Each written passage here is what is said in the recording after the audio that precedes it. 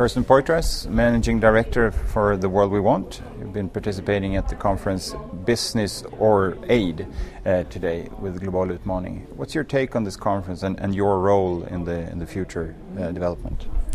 Overall, I think it's a really interesting and important question.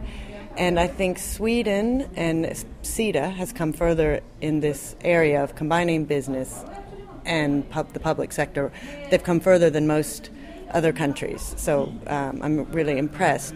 One thing I wanted to say, and I didn't get to it, and that is that you also have to have caution when you mix business with these aid organizations. And I've seen that firsthand where the right intentions are there. You're trying to support entrepreneurship and support businesses locally.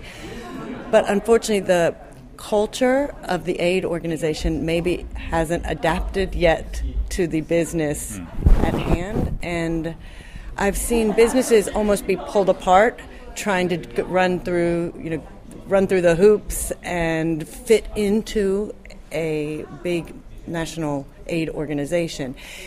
They almost lose their core competency and their focus. So that was just one watch out I wanted to highlight, that I've seen that happen. But I do think SIDA seems to be at the forefront of this. But it's an interesting topic, and it's going to take years before everybody figures out how to do it.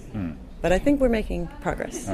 There was a philanthropy summit of some kind a couple of weeks ago. When you look at the role of philanthropists to work worldwide, is that growing? Is that playing a more important role, or is it just a little thing that we hear about? I think it's playing a huge role, and I think it's not talked about much in Sweden because it's not playing a big role in Sweden.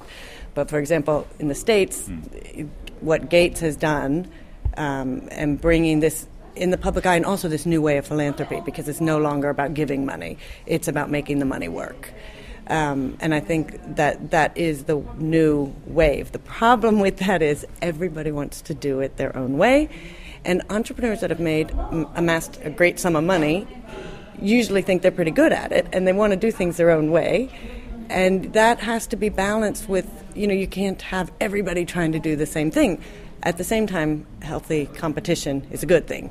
So it's just I think in the States, whereas SIDA's on the forefront of how you give aid, the States might be on the forefront of how you give philanthropic money. And I think that at least that debate is bigger in the States. But we look a lot to how Gates has done it, and I think not knowingly we have very similar approaches, obviously on a much smaller scale. But it's an interesting debate. Bill Gates and Bono and people like that, maybe they also have a possibility of playing an opinionating role in a way that governments can't. Is that something that you're talking about as well?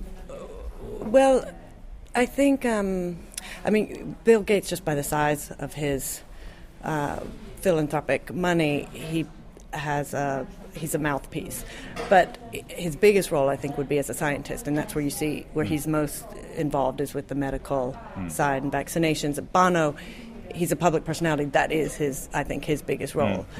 For us, I think it's still to be determined how we want to inspire. Obviously, a goal would be to inspire others, that high wealth individuals, to do similar things. Right now, we're a little bit under the radar because we want to understand what we think works and have some successes, and importantly, some failures. And I would like to say failures are not failures if you've learned something from them. And we have learned a great deal from what we might classify as failures.